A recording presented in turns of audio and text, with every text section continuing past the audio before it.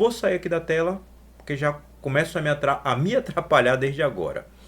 Vamos lá. Nos gráficos acima, na verdade para a gente ficou mais ao lado do que acima, são mostradas as curvas características de circuito aberto e de curto-circuito de um gerador síncrono de 200 kVA, 480 volts tensão de linha, 60 Hz, conectado em Y. A corrente de campo nominal é igual a 5 amperes. Supondo que a resistência de armadura seja desprezível, qual é o valor em ohms da reatância não saturada desse gerador? Aí vem algumas questões que você deve prestar atenção. Uma delas, que eu já te aviso logo, é em relação ao modelo da máquina síncrona C, o modelo, assim como o modelo de qualquer dispositivo que você utiliza em CEP, seu modelo por fase no equivalente em Y, mesmo que a máquina esteja conectada em delta. É muito comum que os geradores estejam conectados e até os motores síncronos estejam conectados em Y, porque tipicamente são máquinas bem grandes. E máquinas grandes a gente quer o Y para poder fazer o aterramento do ponto neutro. A gente tem essa preocupação maior, já que tensões mais elevadas estão envolvidas. Mas fique atento a esse comentário que eu fiz agora. Quando tratar de máquina síncrona, dê logo a marcada. A tensão que ele me deu foi de linha ou a de fase, para você não se atrapalhar, porque isso me atrapalhou enquanto eu estava solucionando as questões para vir aqui discutir com você. A corrente de campo nominal é igual a 5. Quando você coloca 5 na corrente de campo, você vai ver que a tensão surge. Tipicamente o comum é que se coloque os 5 amperes e na velocidade nominal a tensão induzida seja de 480. Aqui não foi nem para 480, porque a curva real é essa aqui. Daqui a pouco eu discuto a curva da linha de entreferro e a curva com saturação. Mas joia, é típico que quando se fala em corrente nominal do gerador, corrente de campo nominal do gerador seja a corrente na qual a tensão dos terminais nominal surja na tensão induzida interna. Só para deixar mais claro para você o que eu quis dizer, você tem essas duas tensões a serem postas em sua mente, né? Você tem que botar na sua cabeça que você tem a tensão terminal, que é aquela que você tem acesso efetivamente, que é a tensão de armadura. Aqui a reatância síncrona. Outro conselho que eu lhe dou, bote logo esse J aqui antes que você esqueça na hora dos cálculos. Não está errado você não representar com J, porque na hora das operações você coloca. Mas eu pessoalmente gosto de colocar porque é fácil a pessoa se atrapalhar. E aqui a tensão induzida pelo fluxo magnético do circuito do rotor no estator. Cadê o circuito do rotor, professor? Pronto, você quer ver ele? Está aqui para você ver. VF, F de field, que é campo. Então a gente usa tipicamente a letra S. É comum que a gente use o F mesmo na literatura traduzida ou em português mesmo, a gente se acostumou a usar esse F. Aqui o IF que eu botei maiúsculo e sem a barra em cima, porque esse valor é contínuo, né? E aqui você tem o fluxo magnético do rotor. Vou representar aqui por φF. O rotor gira na velocidade síncrona, ns, e induz tensão nos três enrolamentos, enrolamento trifásico, os três enrolamentos monofásicos que compõem o enrolamento trifásico do estator. E aqui é a representação de uma única fase, tipicamente a fase A, apesar de que esse A aqui não é da fase A. Esse A aqui é de armadura. Mas beleza. E aqui a gente tem a corrente de armadura, que no gerador a gente habitualmente representa saindo. Por que eu falo habitualmente? Porque você pode representar entrando, porque você faz os cálculos e os ângulos dão o que tem que dar. Se você representar entrando, não tem problema. Tem um livro, o livro do professor Edson Bin, que inclusive ele faz todos os cálculos de todas as máquinas com as correntes entrando, seja na operação motor ou na operação gerador. Quando você faz tudo entrando, a grande questão é que você vai ter que ter na sua mente que as correntes não vão estar somente no primeiro e no quarto quadrante, como a gente está habituado, né? A gente bota o ângulo aqui, ó, atrasado, adiantado. As correntes também estarão no terceiro e no quarto. Não quero mais discutir isso porque a banca SES Gran Rio, de forma geral, trabalha somente com o primeiro e quarto quadrantes. É o habitual dela. Todas as questões que a gente tem aqui, essa suposição que a gente faz. Inclusive, vou discutir sobre isso de gabarito, inclusive, que não bate com a própria definição dele, mas o gabarito que eu encontrei. Não quer dizer que não tenha sido corrigido, mas eu canso, às vezes, de ir atrás da correção e faço a discussão e marco a resposta que eu acho que tem que ser. De qualquer forma, tem aqui o modelo da máquina síncrona. Professor, eu devo representar tudo na hora da prova? Você não precisa representar nada na hora da prova, você pode ter na cabeça, mas eu sempre desenho, mesmo eu fazendo a prova, eu desenharia. A parte do rotor já fica mais por sua conta, eu botei mais aqui para você relembrar das coisas. Aí vamos agora por partes. Ele falou aqui, ó, supondo que a resistência de armadura seja desprezível. Você já viu que eu já desprezei aqui, ó, porque existe de fato aqui a possibilidade de você considerar o RA, resistência de armadura. Tipicamente na máquina síncrona, em especial nas maiores, que são as habituais de se cair nos concursos, potências grandes, tensões grandes, correntes grandes, a resistência de armadura é muito menor do que a reatância síncrona. Então, geralmente a gente ignora a resistência de armadura. Também na literatura da sua universidade, possivelmente você viu assim também, em boa parte dos casos, você desprezando a resistência de armadura. Qual é o valor em ohms da reatância não saturada desse gerador? E ele deu duas curvas características aqui. Ó.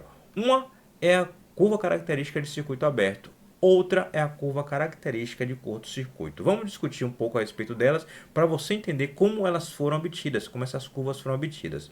A primeira curva característica de circuito aberto. Está bem na cara como é que você obtém. Como? Deixa os terminais da armadura em aberto. Só isso. Pega a máquina, bota para gerar uma certa velocidade, tipicamente na velocidade nominal dela. A curva não foi dito nada, então a gente parte do pressuposto que isso aqui foi feito na tensão nominal. Por que motivo tem que fazer essa suposição?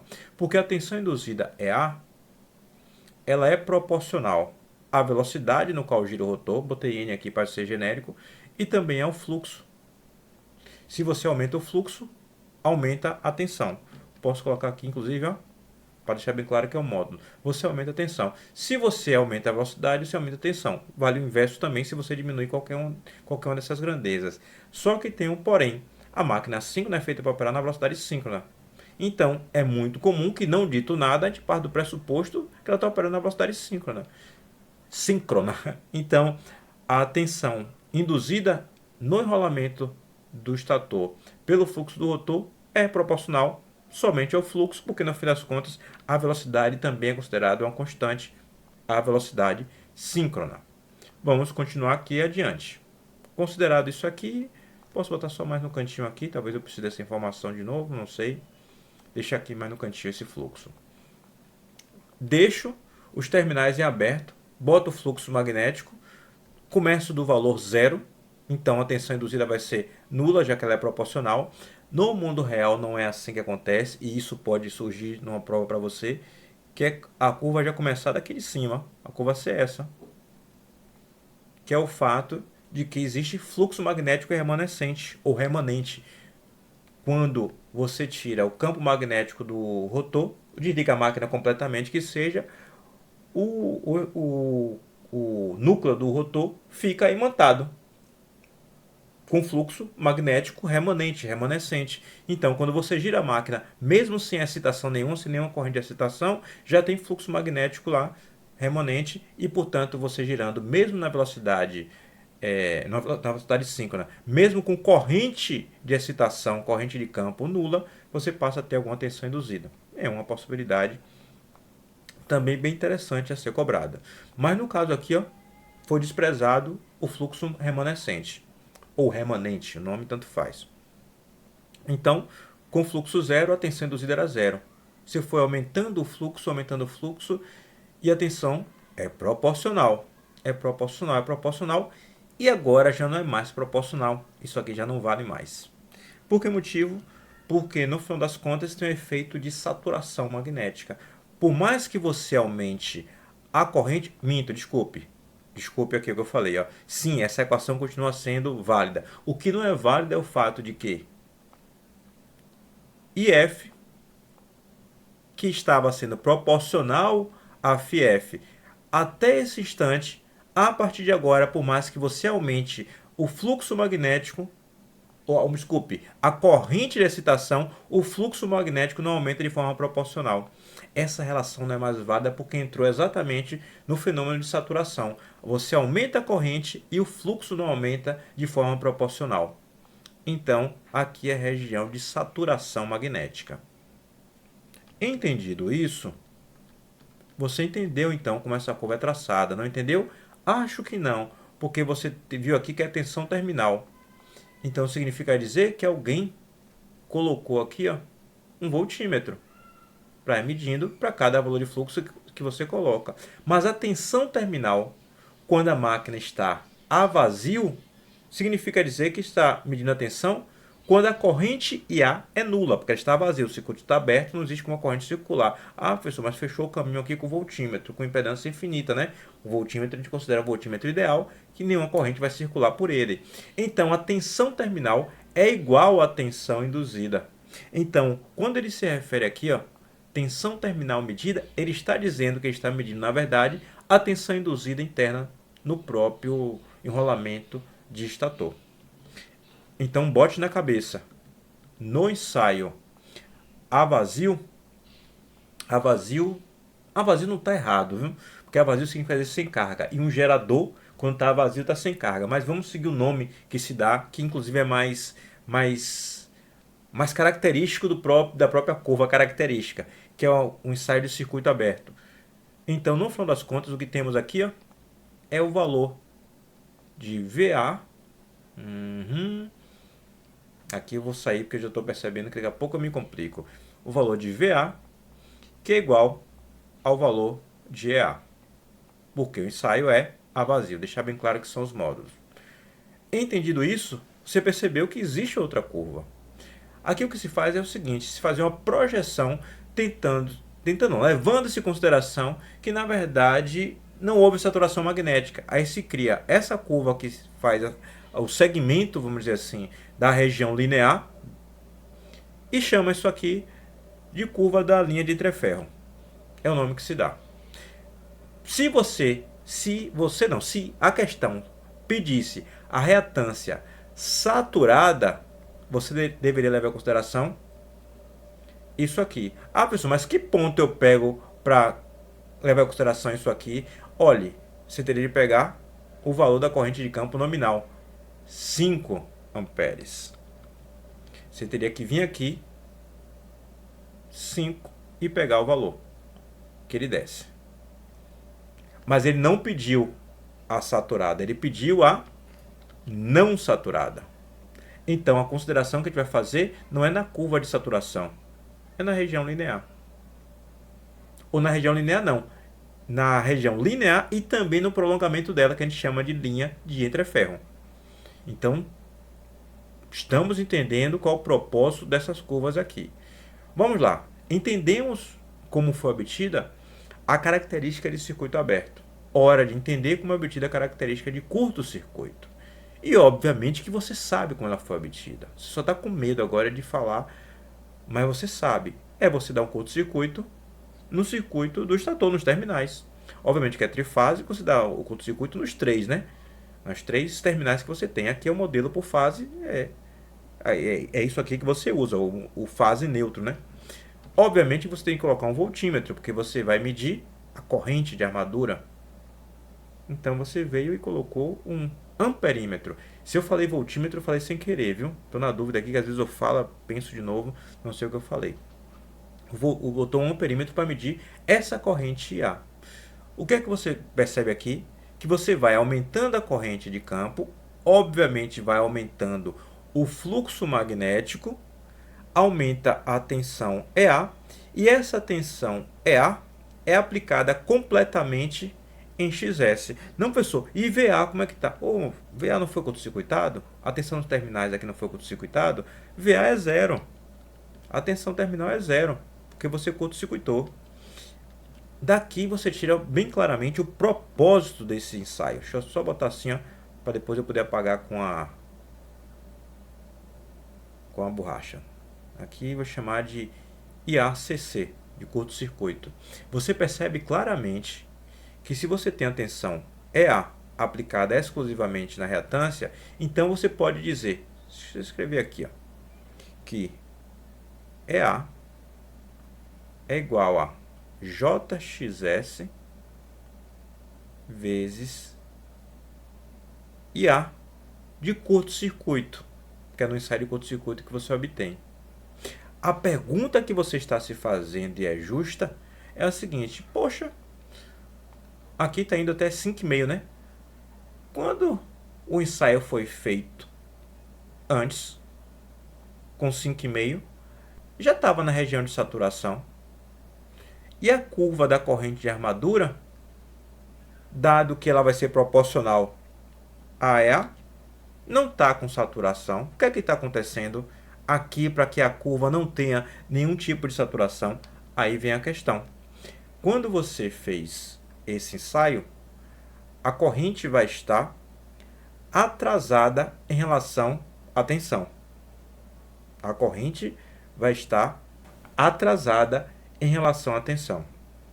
Ela estando atrasada, o fluxo magnético criado pelo próprio estator, a gente chama isso de reação de armadura. Você ouviu esse nome já, que a gente discutiu na aula de motor CC, o nome reação de armadura.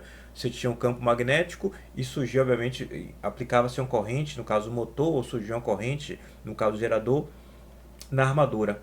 Uma armadura também cria campo magnético em oposição, ou no mínimo para distorcer. No caso da máquina de corrente contínua, muito mais para distorcer. Aqui ele cria um campo magnético em oposição, de tal forma que ele desmagnetize. Ou seja, se você tem um campo magnético do rotor num sentido, o campo magnético do estator vai estar em sentido oposto. Em especial, preste atenção nessa frase, porque eu vou precisar de você lembrando disso depois. Em especial, porque você percebe claramente que a corrente está atrasada, em exatamente, inclusive, 90 graus em relação a EA. A corrente atrasada no enrolamento faz com que, no final das contas, o fluxo magnético criado por essa corrente que foi induzida esteja em oposição ao fluxo, cria o fluxo magnético em oposição ao fluxo que induziu a tensão.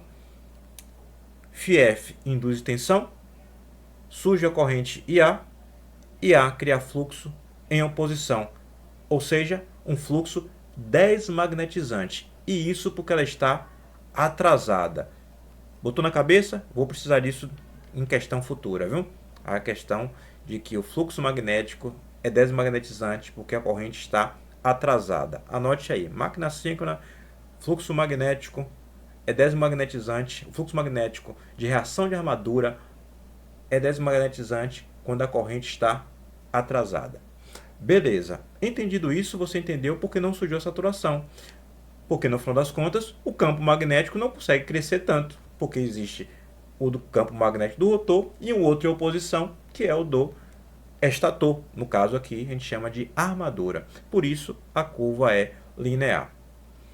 Falei bastante, tudo isso para dar subsídio, para a gente entender essa questão, fazê-la entendendo, porque essa questão já foi, alguém já passou, já perdeu nesse concurso com essa questão. Tem que se preparar para outra. Aqui virá que você não sabe o que é e pode usar qualquer uma das informações que eu dei aqui. Deixa eu botar só uma página a mais para a gente fazer uso e solucionar.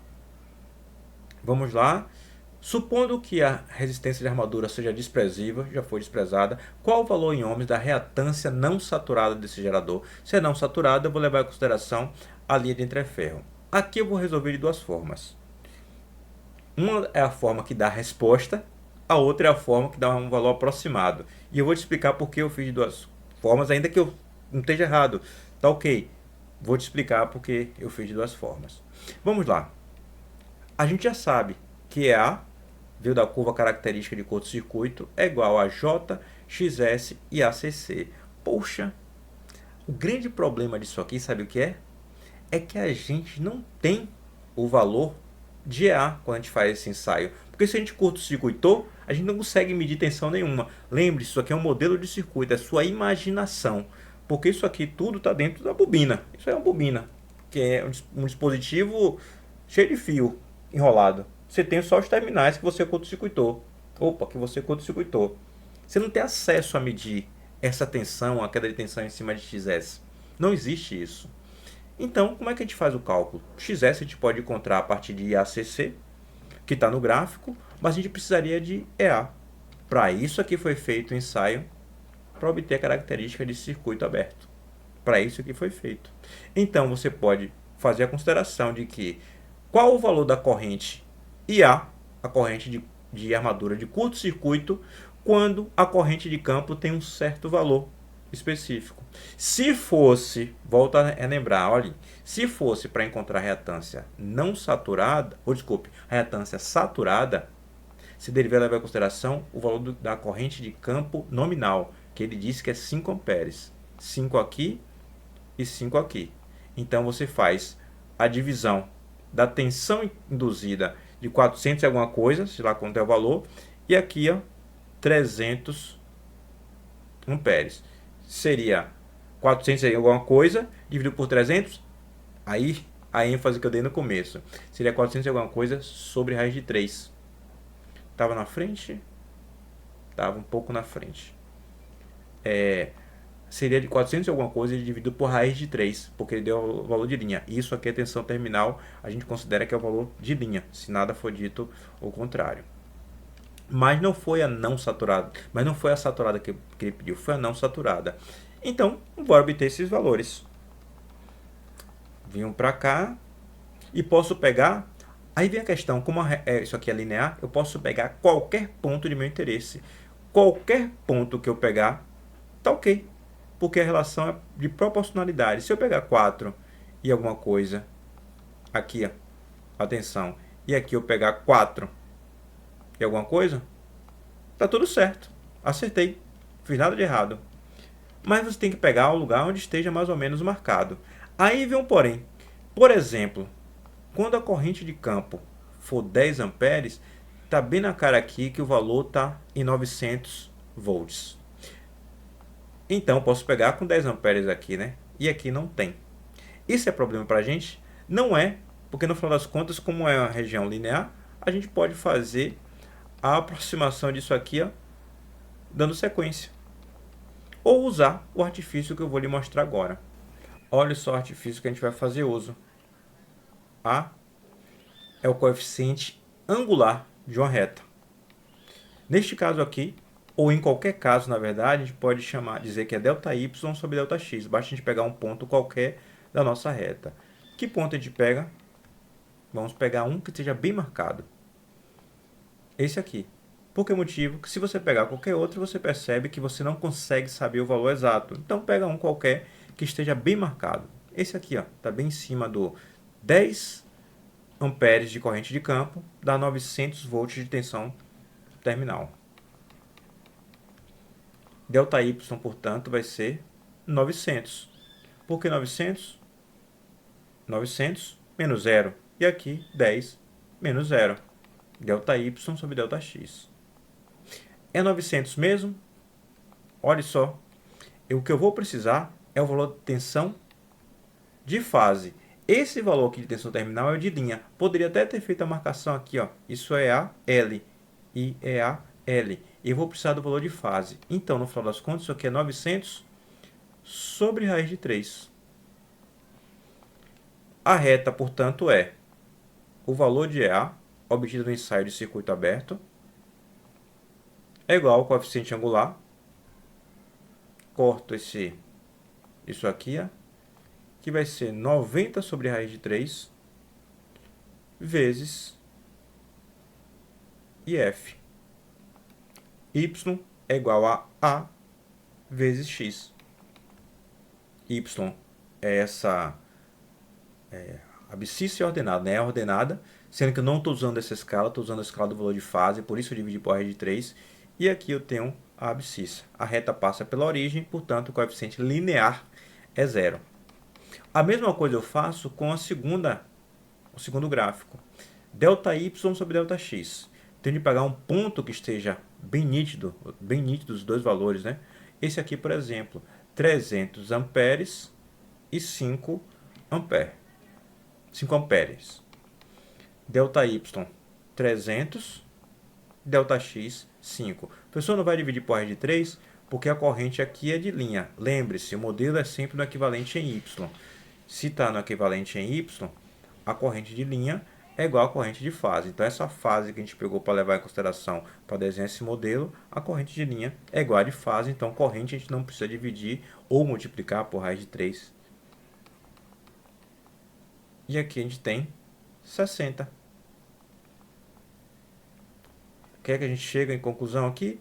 Que IA, obtido no ensaio de curto-circuito, como é um número, é uma senoide, também vou botar aqui um fasor, vou representar dessa forma, é igual a 60 vezes IF. É a representação dessa reta. E note, tanto faz, portanto, se eu quiser saber, por exemplo, o valor da corrente de armadura, o prolongamento disso para 10 amperes de excitação ou coisa similar. Você pode fazer isso se você quiser, mas você não precisa. Sabe por quê? Porque você chama essa equação aqui, eu chamo, para ficar organizado, de 1 de 2, e basta eu dividir 1 por 2. O que acontece se eu dividir 1 por 2? Eu tenho EA sobre IA, nas mesmas condições de excitação. E exatamente a divisão de EA por IA é que me dá o valor de XS. Opa, só deixar assim para ficar mais claro para você. O EA é 90 sobre raiz de 3. Tudo isso que multiplica IF. E o IA é 60 vezes IF. Corto IF com IF. Aqui só vou deixar um pouco mais organizado para fazer a divisão. Vai ser 90 por 60 vezes a raiz de 3. 0 com 0. Aqui eu posso dividir por 3, não é? Posso dividir por 3. Se eu dividir por 3, dá 3 em cima e 2 aqui embaixo. Então eu tenho... vou botar aqui em verde. Eu tenho 3 sobre 2 raiz de 3. A gente geralmente não deixa esse raiz de 3 embaixo, né? A gente multiplica em cima e embaixo, no caso, por raiz de 3. E o que é que a gente encontra? 3 vezes a raiz de 3 sobre 2 vezes 3. Agora a gente pode cortar 3 com 3, tá certo? E aqui a gente chega à nossa resposta. Raiz de 3 sobre 2, sendo que a divisão da tensão induzida pela corrente é exatamente o XS que a gente estava atrás, que é o que ele pediu. A reatância não saturada. Note, se ele pedisse a reatância saturada, eu não podia fazer esse prolongamento como eu fiz aqui, ó, de achar uma equação para reta, porque no fim das contas já entrou na região não linear, não é a equação de reta que modela a saturação magnética. A gente tem a resposta? A gente tem. A raiz de 3 sobre 2. Pronto, tá tudo certo. Mas, o porém, sabe o que é? É que na primeira vez que você faz a questão, nem sempre você fica atento ao fato de que você tem de pegar o ponto mais justo. Você acha que aproximando vai dar certo alguma coisa. E se você tentar aproximar, e eu tentei de cara, deixa eu ver os valores que eu escolhi aqui para poder fazer a aproximação. A coisa não dá exatamente do jeito que você quer. Por exemplo, o ponto 101. Pareceu ok também isso aí. E tanto faz o ponto que você pegar. Qualquer um que você pegar, tanto faz. 101. Vamos pegar aqui o 101. Se eu pegar o 101, eu vou obter o quê? Exatamente essa conta aqui que a gente vai fazer. Eu vou obter que o EA de circuito aberto vai ser igual a 100 sobre a raiz de 3 vezes IF.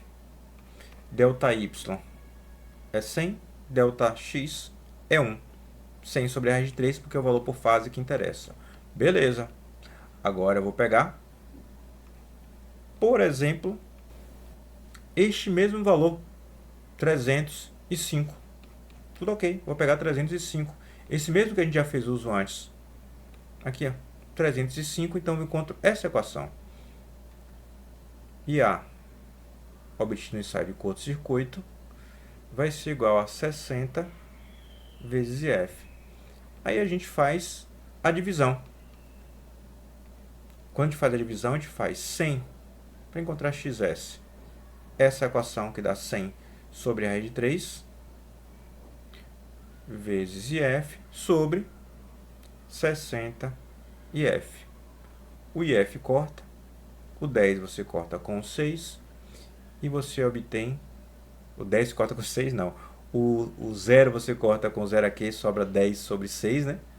Aí você encontra 10 sobre a raiz de 3 que multiplica 6. Se você fizer essa conta, pode simplificar antes, né? Dividindo por 2, você encontra 5 aqui em cima, 3 raiz de 3. Você faz essa conta e encontra aproximadamente 0,96. E então, o valor que você teve de marcar é raiz de 3 sobre 2, que isso aqui é velho conhecido nosso. Isso aqui é aproximadamente 0,8666, porque isso aqui é 1,73 sobre 2. É velho conhecido dos senos e cossenos que a gente tanto faz uso. Então eu quero te lembrar que aqui, pelo fato de não estar exatamente em cima, já deu uma diferença bem razoável. Mas eu quero te mostrar também que esse aqui de 900 também não está exatamente em cima. Olha só, esse ponto não está aqui exatamente em cima, da mesma forma que esse também não está. E você encontraria duas respostas diferentes. E obviamente você não tem a obrigação de imaginar que o gráfico está feito de tal forma que você consiga perceber esse erro. Fazer uma conta completamente correta, com o conceito correto, como eu acabei de fazer, mas pegando um ponto cuja resposta não bate. Não tenho muito comentário a fazer sobre isso, porque não existe dica para lidar como solucionar esse problema. Não existe dica para solucionar isso, porque no fim das contas não é um erro operacional seu, não foi meu, não seria seu se você errasse, seria um erro operacional de quem fez a questão, que no fim das contas devia ter atenção talvez em plotar essa curva de forma mais certeira.